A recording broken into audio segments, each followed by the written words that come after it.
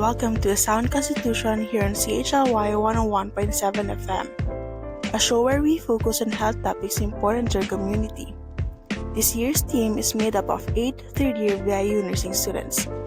Our goal is to demystify health issues and address common misconceptions by sharing evidence-informed information from a variety of reliable resources. All information provided on our show will be available in our show notes on our Facebook and Instagram pages. We want to remind our listeners that the information presented in this show is for educational purposes only and does not replace the advice of your primary healthcare professional.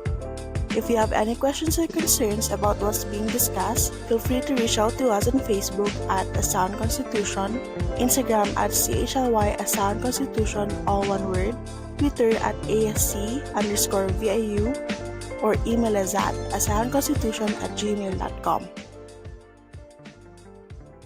We would like to start our show by acknowledging that we are on the unceded territory of the Sunemu people, with a broadcasting range that overlaps the Kawatsan and Sliamon territories. This acknowledgement is done with gratitude to the Sunemu people and with the intention to increase awareness about truth and reconciliation processes and efforts here on Vancouver Island.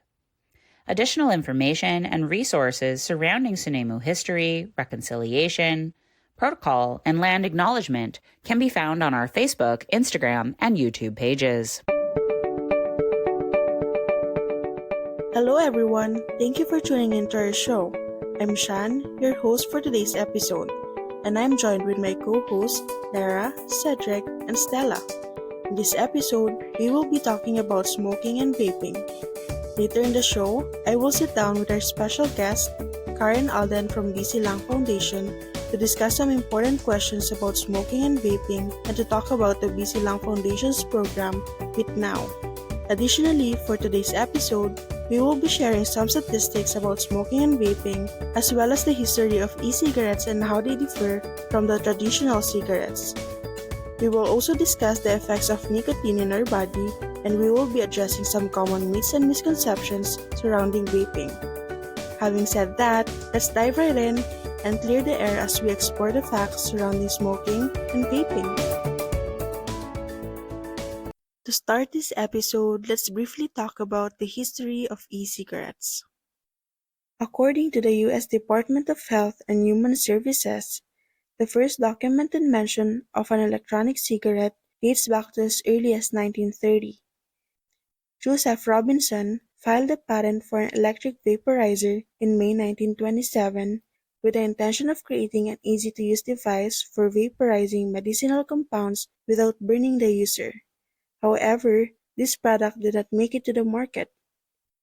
Few decades later, Herbert Gilbert filed another patent for a smokeless, non-tobacco cigarette, claiming it to be a safe and harmless means for and method of smoking. Despite his efforts, Gilbert struggled to find a company to mass-produce his invention, leading to the expiration of his patent over time. It wasn't until the early 2000s that the first commercially successful e-cigarette was developed in China by a Chinese pharmacist, Honlek. Since then, the product gained some attention among smokers as a potential cessation device or an alternative cigarette product, eventually making its way to the American market by the mid-2000s. Now that we have explored the fascinating history behind this trend, Lara will be sharing some statistics about smoking and vaping. Now I will share some statistics published by the Government of Canada, more specifically Statistics Canada, in the context of the Canadian Tobacco and Nicotine Survey from 2022. According to the survey, 6% of Canadians aged 15 and older had reported vaping in the past 30 days. Younger Canadians were more likely to have vaped in the past 30 days, with 14% of youth aged 15 to 19 and 20% of those aged 20 to 24, compared to only 4% of Canadians 25 and older. Vaping to reduce stress was reported as the main reason for vaping among 15 to 24-year-olds, over 30% of individuals in that age bracket, compared to 44% of those 25 and older who reported using vaping to quit return or avoid returning to smoking. And 7% of males and 5% of females vaped in the past 30 days, according to that survey. Of those surveyed, 55% of students thought it would be fairly easy or very easy to get an e-cigarette, with or without nicotine if they wanted one. And among students who used cannabis, 54% reported vaping liquid cannabis and 34% reported vaping dried cannabis in the last year. In 2022, 30% of youth aged 15 to 19 years and nearly half, or 48% of young adults aged 20 to 24 reported having tried vaping in their lifetime. In comparison, 10% of youth and 27% of young adults had ever tried smoking cigarettes. Adults aged 25 years and older were much less likely to have tried vaping, only 15%, and much more likely to have tried traditional combustible cigarette smoking at 52%. According to the same survey, again in 2022, 20% of young adults aged 20 to 24 reported having vaped at least once in the past 30 days, up from 15% in 2019. The opposite trend occurred for cigarette smoking. 8% of young adults reported currently smoking cigarettes in 2022, down from 10% the previous year. For youth aged 15 to 19 years and adults aged 25 and older, the percentage of people who reported vaping in the past 30 days and the percentage of those who reported smoking cigarettes in the past 30 days have actually remained stable across the last 4 cycles of the Canadian Tobacco and Nicotine Survey. Now, in terms of statistics related to lung disease and more specifically lung cancer in relation to smoking, and this again is information found on the Statistics Canada website, collected by the Government of Canada. So lung cancer is the most commonly diagnosed cancer and the leading cause of cancer death in Canada. More Canadians die of lung cancer than colorectal, pancreatic, and breast cancers all combined. Sadly, in 2021 alone, an estimated 21,000 Canadians are expected to have died from lung cancer.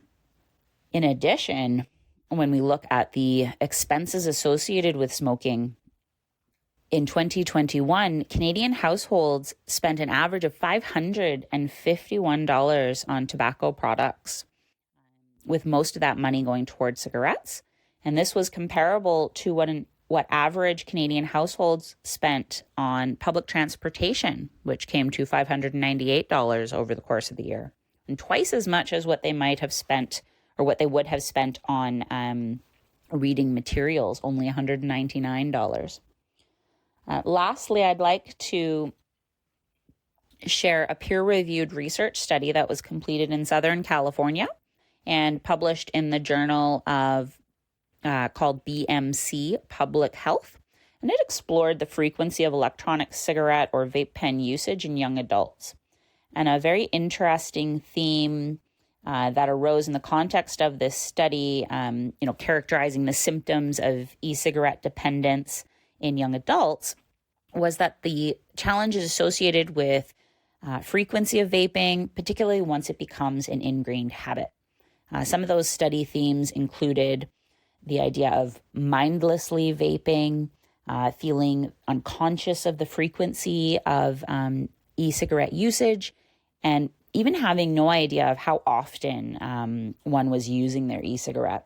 So very important that research continues in this area so that we have more data to work with in terms of coming up with good approaches to help people eliminate this health risk in their lives. Thank you for that very important information, Lara. Now that you have explored the current statistics on vaping, let's now understand how vaping differs from smoking traditional cigarettes. While both vaping and smoking cigarettes carry significant health risks, vaping is still generally considered as less harmful. But how does vaping differ from smoking? According to the NHS, or National Health Service in England, an e-cigarette is a device that allows you to inhale nicotine in a vapor rather than smoke. E-cigarettes do not involve burning tobacco and do not produce tar or carbon monoxide, which are the two most damaging elements in tobacco smoke. Instead, they work by heating a liquid known as e-liquid, which typically contains nicotine, propylene glycol, vegetable glycerine, and flavorings. According to the American Heart Association, there is a common belief that vaping is safer than smoking and can aid in smoking cessation. However, it is important to note that vaping carries several dangers not only to the user but also to people around them. While it's true that e-cigarette lacks some of the harmful contaminants in tobacco smoke, it still isn't safe. As per the American Heart Association, both traditional cigarettes and vapes include nicotine. However, traditional cigarette nicotine is derived from tobacco plants, while most vapes contain synthetic nicotine. But regardless of the source, nicotine remains highly addictive.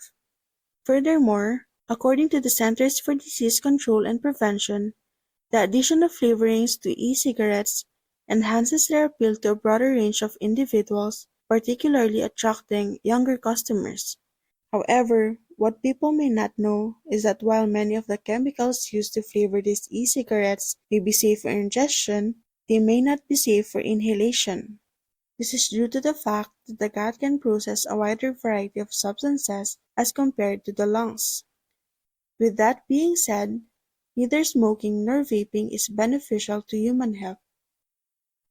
Regarding the topic of e-cigarettes as a tool to aid in smoking cessation, as of the year 2023, the Food and Drug Administration, or the FDA, has approved 7 different medications proven to assist adults in quitting smoking, and that includes nicotine patches, gums, lozenges, spray, inhaler, varenicline tartrate, and bupropion hydrochloride. While e-cigarettes may help some adult smokers in quitting or reducing their consumption of traditional cigarettes, it is important to note that no e-cigarette product has been approved by the FDA as a smoking cessation device. The Centers for Disease Control and Prevention states that there is currently insufficient evidence to support the notion that vaping can aid in smoking cessation. E-cigarettes are fairly new, and scientists are still learning about their long-term health effects. Therefore, further research is needed to determine the safety and effectiveness of e-cigarettes as a tool for quitting smoking. Some individuals who switch to vaping to aid in smoking cessation may show success in quitting. However, if you decide to use vaping as a cessation tool, it's important to talk to your healthcare provider because any form of smoking can cause negative health outcomes. In the next segment, my co-host Cedric will be providing us some information about nicotine and its effect on our body. Hi everyone. Today I will be discussing how nicotine exerts its effects in the body, a little bit about the history of the tobacco industry regarding nicotine addiction, and the addictive effects of nicotine itself. All of the information I will be discussing comes from HealthLink BC, the National Library of Medicine, Yale Medicine, Lewis's Medical Surgical Nursing in Canada textbook, the Heart and Stroke Foundation of Canada, the American Lung Association, and the Center for Addiction and Mental Health. The references to these resources can be found in our show notes for this episode. What is nicotine and what does it do in the body? Nicotine is the main psychoactive ingredient, which means that it causes chemical or biological changes in the brain in tobacco products such as cigarettes, cigars, pipes, and can also be found in electronic cigarettes as well. Nicotine has a rapid onset of action, which means that its effects are produced rapidly upon consuming a nicotine-containing product. According to an article from the National Library of Medicine on the pharmacology of nicotine, nicotine is considered to be a sympathomimetic. In simpler terms, this means that it acts on the sympathetic nervous system, which is also more commonly known as our fight or flight system. By activating the sympathetic nervous system, catecholamines are released. Catecholamines are a group of hormones that also function as neurotransmitters, and they send signals throughout the nervous system. Catecholamines include norepinephrine, epinephrine, and dopamine, and they are responsible for preparing the body for fight or flight reactions. Through the release of catecholamines, the heart rate increases, blood vessels constrict, which raises blood pressure, and mental alertness is increased. According to the Heart and Stroke Foundation of Canada, tobacco use increases your risk of developing heart disease and stroke as it makes your heart work harder, reduces the oxygen in your blood, increases the risk of blood clots, and contributes to the buildup of plaque in your arteries. Now that we know what nicotine does in the body, why is nicotine so addictive? Before I get into this topic, I would like to give some background on the history of our understanding of nicotine addiction. While nowadays the addictive properties of nicotine are accepted by tobacco companies and there are labels on nicotine-containing products that state its harmful effects, it wasn't always this way. In 1994, the United States Congressman Harry Waxman held a famous series of congressional hearings. The presidents and CEOs of the 7 largest American tobacco companies testified before Waxman's committee, where they denied the addictive properties of nicotine under oath. I will play a short audio clip from this testimony that comes from the Tobacco Free Florida campaign under the Florida Department of Health. Let me begin my questioning on the matter of whether or not nicotine is addictive. Let me ask you first, and I'd like to just go down the row, whether each of you believes that nicotine is not addictive. I heard virtually all of you touch on it, and just yes or no. Do you believe nicotine is not addictive? I believe nicotine is not addictive, yes. Mr. Johnston. Congressman, cigarettes and nicotine clearly do not meet the classic definitions of addiction. There is no intoxication. We'll take that as a no. And again, time is short. If you could just, I think each of you believe nicotine is not addictive. We just would like to have this for the record. I don't believe that nicotine for our products are addictive. I believe nicotine is not addictive. I believe that nicotine is not addictive. I believe that nicotine is not addictive. And I too believe that nicotine is not addictive. All right. Dr. Campbell, I assume that you're aware that your testimony, and you said in your testimony that nicotine is not addictive, is contradicted by an overwhelming number of authorities and associations. For example, in 1988, the Surgeon General of the United States wrote an entire report on this topic. The Surgeon General, of course, is the chief health advisor to our government. I assume you have reviewed that report? Yes, I have, sir. All right. Once again, that was an audio clip from the 1994 testimony of the 7 biggest tobacco companies in the United States. The link to this clip will be accessible through our show notes. According to the American Lung Association, on August 17, 2006, Federal Judge Gladys Kessler found the major tobacco companies guilty on civil racketeering charges, which means organized criminal activity.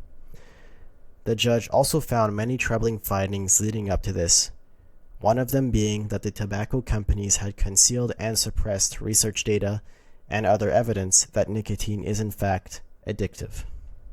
Now that I have given some background on the role of the tobacco industry in covering up nicotine addiction, why is nicotine so addictive? An article from Yale Medicine on nicotine addiction states that a big reason why nicotine is so addictive is that it acts on one of the more primitive parts of the brain, called the mesolimbic dopamine system. This system developed as a positive reinforcement for behavior that we need to survive, such as eating. In the brain, nicotine binds to nicotinic receptors and stimulates the central nervous system through the release of dopamine, which, as I mentioned earlier, is a catecholamine that activates the sympathetic nervous system. This creates a dopamine rush that, unlike other drugs, quickly leaves the body once it is broken down by the liver. Once it is gone, the body craves nicotine again. According to the Center for Addiction and Mental Health, long-term changes in the brain caused by continued nicotine exposure result in nicotine dependence, and attempts to stop cause withdrawal symptoms that are relieved with renewed tobacco use. Signs and symptoms of nicotine withdrawal can include irritability, restlessness, anxiety, insomnia, difficulty concentrating, and fatigue. These symptoms often stop within a couple of weeks of not using nicotine-containing products, but some people continue to have problems concentrating or experience strong nicotine cravings weeks or months after quitting. As you can see from the processes I described, nicotine creates a vicious cycle that is very hard to break. Before I end this segment, I would like to give some resources to utilize if you or someone you know is struggling with nicotine addiction. In BC, we have the Quit Now program, which can offer support services to help someone quit or reduce the use of smoking and vaping products. This program includes online information, personalized coaching by phone, text, and live chat, and access to a supportive community of peers.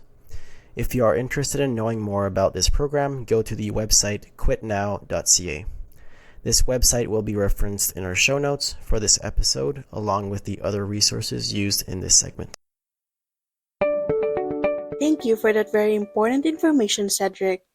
We will be providing more information regarding the Quit Now program in our next segment, as we will be doing an interview with a special guest who is currently working with that program. But before we proceed with the interview, we'll just take a short break. We'll be right back.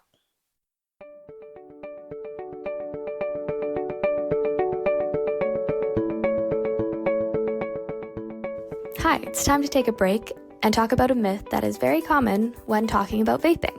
That myth is that vapes don't cause cancer because there's no tobacco. Well, to start, vapes did not start to become popular until around 2007. And it usually takes around 20 years for any results to start appearing. So we are getting close to seeing some definitive results. However, it doesn't mean that we can't look into what is in a vape and see some of the possible negative effects in the chemicals that are in it. While vapes claim to only have a few materials in there are many chemicals mixed in. Some of the chemicals that are found in vapes are volatile organic compounds such as formaldehyde or benzenes, which are known to be cancer-causing agents. There are also polycyclic aromatic hydrocarbons that have also been known to cause cancer in animals in studies. Those are just some of the chemicals in vapes, but even the vape itself can be made from nickel or chromium, which are also cancer-causing chemicals when heated and breathed in. In a report by the National Academy of Science, Engineering, and Medicine done in 2018, they were able to identify over 100 chemicals in around 50 different brands of vapes. So that's over 100 different chemicals that could be included in your vape without you even knowing. And while we might not have specific studies on vapes and the effects on humans, we're able to look at all these chemicals that may be in vapes and what effects these chemicals have in humans in order to show a glimpse of what vaping effects could be. So while we cannot say definitively yet that vapes do cause cancers, there are many chemicals within vapes that are cancer-causing agents.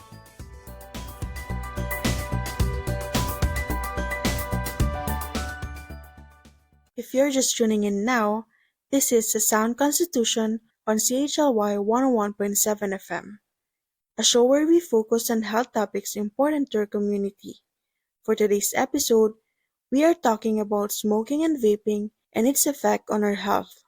Before we proceed, I just want to remind our listeners that all information provided on our show is for educational purposes only and does not replace the advice of your primary healthcare professional. Welcome back to our show. And now I would like to introduce our special guest for this episode, Karen Alden from the BC Lung Foundation. She is a health promoter and also an outreach team member of the Quit Now program. All right, first of all, on behalf of A Sound Constitution, we want to welcome you, Karen, and we want to thank you for your time. I appreciate you coming to sit down with us to share your knowledge about smoking and vaping to our community. To start our interview, I just want to ask if you could please tell us a little about yourself and your background, as well as what inspired you to pursue your current role. Okay, well, first of all, thank you for having me share information on tobacco and vapor products. My name is Karen Alden. I am an outreach team member with BC Lung Foundation. And I have been with the BC Lung Foundation, formerly BC Lung Association, for, I think this is going into my 13th or 14th year. So my background is in recreation and health education, and I've worked in a lot of educational post-secondary institutions, Vancouver Island University being one of them, in recreation and health promotion. And so health promotion and health prevention has always been big passion of mine. And additionally, I'm also, so I've been doing BC Lung Foundation Quit Now. So Quit Now is the smoking and vaping cessation support program for BC. And as I said, I've been doing that for about 13 years or so. And yeah, I just have a big background and passion for recreation, health promotion, health prevention, health protection. And what inspired me to pursue this role, I was actually working at Vancouver Island University, to be quite honest. And I was partnering, doing a lot of great events with the Canadian Cancer Society. And one of the people there said that there was a position available with BC Lung Association at the time, Quit Now. And I was like, what's Quit Now? And anyway, so that's how I got introduced to it. And I just instantly fell in love with the concept of truly helping people reduce and quit their tobacco and vaping, basically nicotine use in, the short summary of it all. I also work at Island Health currently in the tobacco and vapor prevention and control program. So my world still revolves around, making sure there's clean air and healthy lungs, and I want to continue to promote that. So, yeah. Thank you for sharing that. Yeah, you've got a very, very important role in our community. As you mentioned, you are part of the BC Lung Foundation or BC Lung Association. And I would like to ask, could you provide a brief overview of the mission and goals of the BC Lung Foundation? Yes, absolutely. So the BC Lung Foundation has actually been around a very long time, for more than 110 years, actually. The BC Lung Foundation has been a leader in the fight for healthy lungs and healthy air. And Quit Now is one of those programs offered by the BC Lung Foundation to promote lung health. So there's a strong history of support to provide and spread the education and knowledge around obtaining healthy lungs and healthy air. So, yeah. Thank you. Yeah, you mentioned the Quit Now program, and we would like to inform our listeners about this program as well. Can you expand more on the program's objectives and the services it offers? So Quit Now is a free program for people in BC who are looking to quit or reduce commercial tobacco, as well as for their vape use. The term used to be electronic cigarettes, now it's vape or vapor products. But the Quit Now program is funded by the Ministry of Health and delivered and managed by the BC Lung Foundation. So this is a free program offered to all British Columbians. The objective of Quit Now is, as I mentioned earlier, to help people end their nicotine use, as well as provide nicotine cessation support, meaning support and services to help people quit and reduce their nicotine addiction, and as well as provide training to treat nicotine dependence to healthcare providers. So some of the services that Quit Now offers are things like quit coaching. So we have quit coaches that you can call up over the phone as well as online, and they're absolutely fantastic and very motivational and very knowledgeable. And we also have a text program. So that is a program that brings motivational and customized messaging to your cell phone in the form of a text message. We have a great Quit Now community online. So this wonderful forum that opens up to hundreds and hundreds, I want to say even thousands of people in various stages of their quit journey, whether you're just starting in the middle, at the end, or somewhere else in between. That just provides a lot of space for encouragement and questions and support from other other people in those areas or quit coaches and things like that. We have a monthly quit contest. So this is an incentive contest, which is called Quit Week. And the intention there is to provide motivation and incentive and encouragement for people to try to quit for as many days their tobacco use or their vape use or their nicotine use in general, to quit as many days as they can within that quit week. And that's a monthly contest.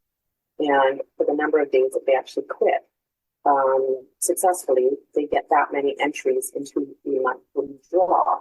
And there are 3 monthly draws of $150.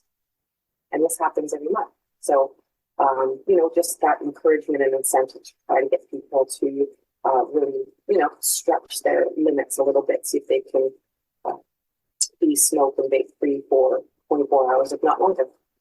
We have a new mini website to help youth quit vaping. As we know, there's a huge challenge with vaping products and youth. And so this is a site directed and tailored to that population to provide more support and services to help them quit and reduce their nicotine with vapor products. And then there's an assortment and a wide variety of web-based materials and resources available online where you can download, you can order materials, you can access training for yourselves, for your healthcare providers, or people that are interested to learn more on how they can facilitate, that conversation with someone who's trying to, or just thinking about quitting.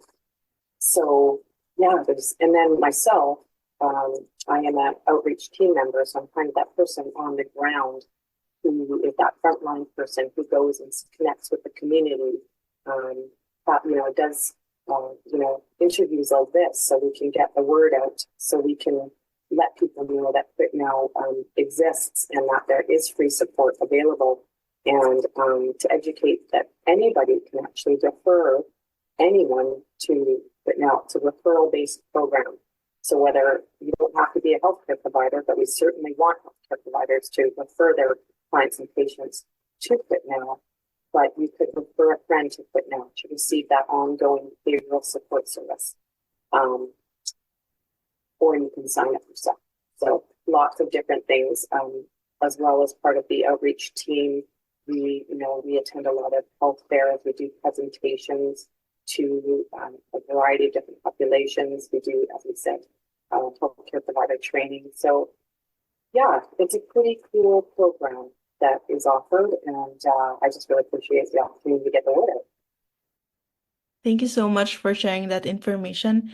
It is very interesting, and I really think it is definitely a valuable resource for those individuals in our community that want to cut back on smoking and vaping. So thank you. And speaking of that, what advice do you have for individuals who are considering quitting smoking or vaping but are unsure where to start? That it's possible, and that it can be overwhelming because it is a big step, but it's the biggest step and the most important one that someone can take for their health. It's important that people know that quitting nicotine is a journey, and that it won't happen overnight, but it is very possible. And with setting yourself up with support wrapped around you, like Quit Now offers, it's very possible. And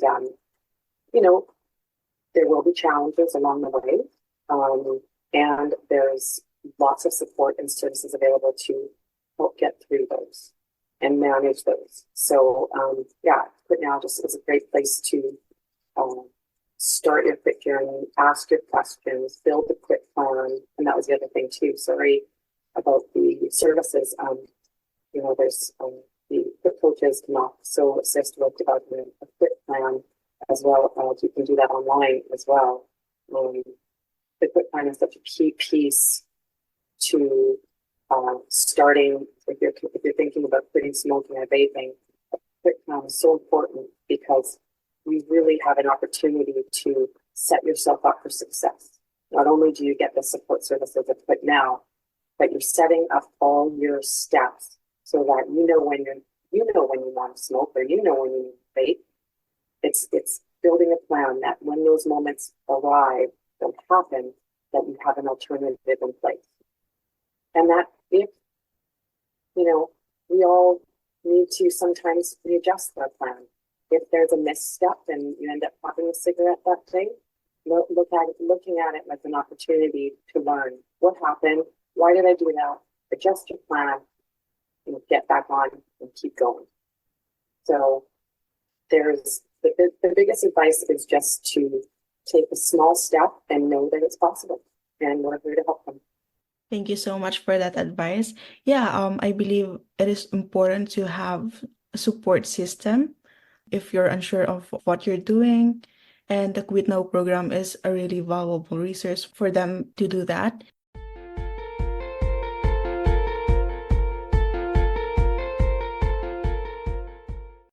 Hi everyone, we are going to pause here for a moment and have a short break. We'll be right back.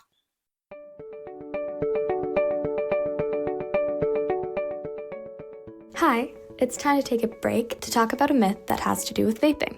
The myth we're talking about right now is that people who vape don't inhale as much nicotine per day as someone who would smoke cigarettes. Now, this depends on the person, but many people don't think that they vape very often, or that they're even addicted to vaping. However, the statistics say otherwise. The National Institute of Health posted a study done by Heitkemper et al. In 2020, which tested the average amount of puffs someone who vapes takes per day. On average, a vapor will do 365 puffs per day, but that number ranges from 15 puffs all the way to 1,000 puffs per day. This is very concerning, as they calculated when doing 250 puffs per day at a voltage of 3.8 to 4.8 volts. One can inhale up to 49 milligrams per day of formaldehyde, which is a known carcinogenic or cancer-causing agent. Vape brands don't recommend going over 600 puffs a day. However, as we saw earlier, some average over 1,000 puffs per day, which can be very dangerous, which would mean inhaling a lot of formaldehyde, which is known to be dangerous. Now, how does that number of puffs compare to smoking a cigarette? Well, a vape company called Inokin used the amount of nicotine yield to calculate how much would be in a pack of cigarettes. So on average, a cigarette has 1.5 milligrams of nicotine, which means a pack of 20 cigarettes would be equal to 30 milligrams of nicotine. Now, vape juice also comes in many amounts. However, if one contains 2 milliliters of vape juice with a nicotine amount of 20 milligrams per milliliter, that would be a total of 40 milligrams per day. So a pot of vape juice is just over a pack of cigarettes per day. And 600 puffs is around 2 packs, which would mean around 300 puffs would be equal to 1 pack of cigarettes, which if you look at the average at 365 puffs per day, that is equaling to around a pack per day. Welcome back to our show. This is The Sound Constitution on CHLY 101.7 FM. A show where we focus on health topics important to our community. If you're just joining us, we are talking to Karen Alden from the BC Lung Foundation about smoking and vaping. Before we proceed, I just want to remind our listeners that all information provided on our show is for educational purposes only and does not replace the advice of your primary healthcare professional.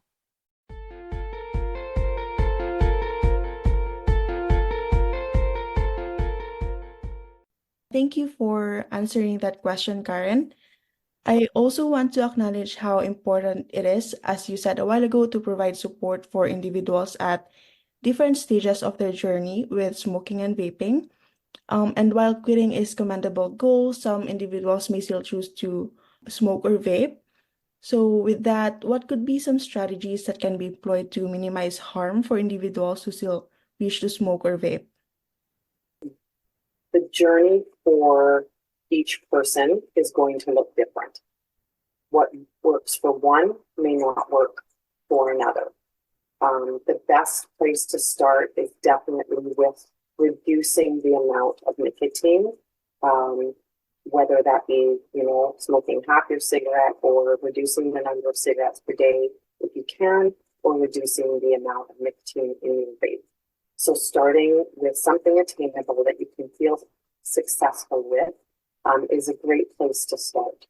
But as I said, there's, the journey is going to look different for each and every person. There is another program called the BC Smoking Cessation Program.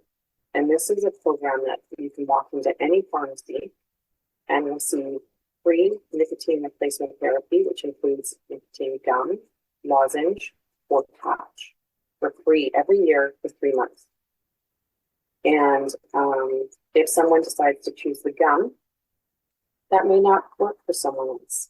And the key with the free nicotine replacement therapy is that it will assist with the physical addiction, help manage the cravings and the withdrawal symptoms. These behavioral support will assist with your habits and your triggers, having a cigarette with your coffee, or if you like to smoke with maybe your girlfriends, or your group of friends, or maybe you're having a glass of wine or something. So those types of things. But when you do them together, it really increases your chances of a successful quit attempt. But if you can start by reducing the amount that you either smoke or vape, that would be a great strategy to start with, and it will only benefit your health and everyone around you. And it will also be cheaper. As we know, things are very expensive. Yeah, thank you for answering that. While discussing harm reduction strategies is crucial for individuals who continue to smoke or vape, I believe that it is also essential to raise awareness of the potential health consequences that these behaviors can pose. With that in mind, could you please provide a brief overview of the possible health consequences associated with smoking or vaping? Yeah. So when you are inhaling cigarette or inhaling the products that are the ingredients that are involved in a vaping product, it's going to affect every part of your body. Definitely the lungs, but it's also going to have an impact on your heart and your brain. Smoking really increases a person's risk of chronic lung diseases, heart disease, stroke, and various cancers. So there's a lot of health consequences to smoking and vaping.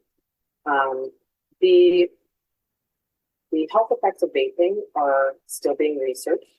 It's, quote, newer than all the studies that have been accomplished and developed from smoking. But so far, what the evidence suggests is that vaping can also increase a person's risk of chronic lung disease, heart disease, and stroke. I always like to bring it back to the basics. If you're inhaling something other than oxygen, you probably shouldn't be inhaling. So, yeah, I think, there's also secondhand smoke too, right? So, and secondhand vapor. So if you're smoking or if you're vaping, anyone around you that inhales that is basically also smoking and vaping. So they're inhaling those ingredients and those carcinogens and things like that as well. And that's called secondhand smoke or vapor. Yeah. So there's quite a few. That's a very brief summary of consequences, but yeah, it's definitely not without harm. Yeah, thank you for pointing out the secondhand smoke. A lot of people don't think that vaping affect other people around them like the traditional cigarette does. So thank you for bringing that up. I went through the Quit Now program's website and I noticed that it has a tagline question in the homepage that says, "How will your life be better when you quit smoking or vaping?" Can we talk about that? Could you provide an overview of the positive effects of quitting smoking or vaping on an individual's life? Well, that's a big question. The positive effects of quitting smoking or vaping on an individual's life. Well, for one, it's possible to live a life without it and to make decisions and respond to events without smoking or vaping. A lot of the reason people do smoke or vape they become addicted to the nicotine associated with it. But stress is a big cause of why people go back to it. But there is a world of a life without it, and that can be achieved. So it will definitely lead to a better health financially. A pack of cigarettes, I think, is about $20. That person smokes a pack a day, and you count that up after so many days or weeks or a month.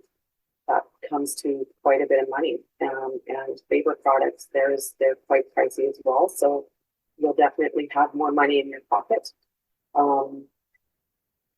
You'll be able to spend more time with your friends and family. If you're smoking, you're always going out to different places to be able to smoke. And you can't really smoke in any establishments anymore. So it will naturally just lead to that time being spent with the people that you really do want to be spending it with. It is a huge accomplishment to be able to quit nicotine. And I'll tell you that every time I'm out hosting an information table, whether it be at a health fair or at a pharmacy, just to promote the support services of Quit Now, the people that walk by and just all they say is, I quit 10 years, 3 days, and 4 hours ago, or I quit in 1965 on December 1st, or it's been 4 days and 3 minutes, and it goes on and on. It's like the best commercial ever, and that is it's one of the biggest life events for people, because what people are really tied. It's an identity for them when they're smoking or vaping, and it's hard to see beyond that when you're in the thick of it, and we all know that, right? And but there is a life without it, and it's just building that solid plan to be successful. And if it takes a little bit longer to build a really good plan, so be it. But your goal is to have a successful outcome, being a successful quit. So, it's a big accomplishment. So there's a lot of positive effects. You're not, in the secondhand smoke and vape piece again, that's not happening with those around you either. So that's another positive effect that will make people feel good. So, I could go on and on. There's a lot of positive things about putting in vaping. Your health will definitely benefit. And you'll feel better, you'll have more energy, you'll breathe better. It's possible. We can do that. Thank you for that information. Yeah, those are very important points. Hopefully, it would motivate those people who are still hesitant in quitting. Yeah, and before we wrap up here, are there any common myths or misconceptions about vaping that you would like to address to educate our listeners? Yes, this is a great question, and I'm really glad that you asked it, because there is a big misconception out there that vaping is not harmful, and that it's better than smoking, and that kind of mindset that, okay, well, it's better than smoking cigarettes, so it should be okay. Vaping doesn't have the same, as we said, it hasn't been around as long as commercial tobacco, right? Commercial tobacco cigarettes. So it hasn't got the same level of government laws associated with it. And those are still in development and still relatively behind. So, things like looking at nicotine content and ingredients, there's still ingredients that, are not consistent in brands. And because the government regulations are not as solid with vapor products, you kind of don't really know what you're getting a lot of the time. And there's still new regulations have come out that have a max capacity and max volume of the amount of nicotine you can have in a product, and maximum amount of concentration of the substance and things like that. But, you know, there's still not enough regulations around it and enforcement and just the whole piece to ensure that if people are choosing this, that you know exactly what's going in there. So definitely vaping is, if people feel that it was not harmful, but it is not without harm, right? So they can actually, like, vapor products can have potentially more nicotine than a traditional cigarette. You know, smoking, when you light up a cigarette, there are thousands of chemicals that are all of a sudden there, and a lot of those are carcinogenic, cancer causing, and but the amount of ingredients that a vapor product has is significantly less, and that's where that misconception is that just because it has less amount of chemicals, it's better. And I guess as an optic, you know, it does have less ingredients, but it doesn't mean that it's without harm. So that's definitely a misconception that, you know, and I'm going to go back to that. If it's not oxygen, then maybe we shouldn't be inhaling it. You know, we can keep it really simple. But that's definitely something that is important for people to understand, that it definitely still contains harm to your health. Yeah, thank you. Yeah, when I've done my research regarding vaping, I've learned that there are a lot of chemicals that is sometimes safe to ingest, but unsafe to inhale. So that is very interesting. Thank you for sharing that information. Before we wrap up here, do you have any last words for our listeners? You know, I just really appreciate the opportunity to come on to the radio station and support VIU students, for one, and but also just spread the message that, you know, quitting is very possible if you surround yourself with all the support that we can, you know, assist with and facilitate, and our quit coaches can come in and help you, you know, create your quit plan and build your quit plan so it's solid, and learn from those moments where you need to readjust, and take advantage of the community that can also provide motivation and encouragement. You know, look at whether the nicotine replacement therapy might be something that you're interested and would like to know more information about, and have a conversation with your therapist. You can call the Quit Coaches from Quit Now anytime, and they're a resource not just for people who are looking to quit smoking or vaping. They're a resource for people who maybe don't know how to support someone who's trying to quit smoking or vaping. They're a resource for parents who are wanting some more information on how to help their son or daughter, maybe to help them in their nicotine use. Maybe they're there for healthcare professionals. They're there for professors at university. You know, so there is so much information on the Quit Now website that everyone can access to just to be a part of someone's journey in whatever capacity that looks like. You know, coming from the lens of how can we support you? And I think that's the biggest piece, is we all want people to live long and have the best health and you know, and be able to quit these products. So how can we, depending on whether you're a mom, a sister, a brother, a student, you know, whatever relationship you have, how can you support? And so if you know someone that's trying to quit smoking or vaping, connect with Quit Now and start your journey. It's possible. Lots of people have been successful in quitting, and you may not do it the first time round, and that's okay. Just keep going, and you'll see that You're stronger than you think. Thank you so much. Yes, for our listeners, we will be sharing the Quit Now program's link on our show notes, so you can check it out if you're interested. Yeah, thank you so much for being with us today, Karen. We appreciate you sharing your knowledge with us. I'm sure our listeners will benefit from all the information and advice you provided in our interview. Well, thank you so much for having me, Shannon. It was really nice to meet you. Good luck with the rest of your studies. Thank you. Take care.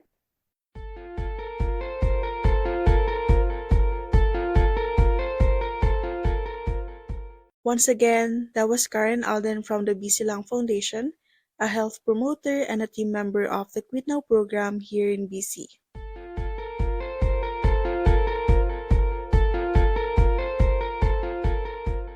And with that, we're wrapping up today's episode.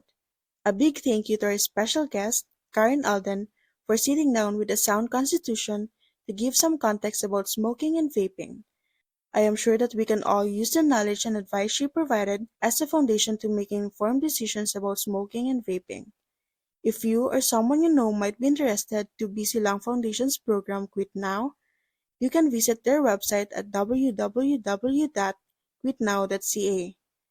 I also want to thank my co-hosts, Lara, Cedric, and Stella, for sharing their knowledge and providing facts about smoking and vaping. And lastly, thank you to all our listeners for tuning in.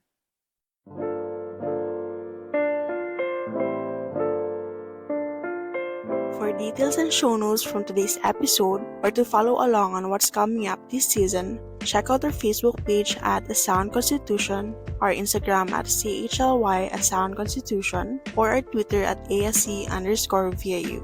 If you missed parts of this episode or would like to listen to this episode or episodes from our past shows, check out our YouTube at A Sound Constitution. Otherwise, we'll see you all next week.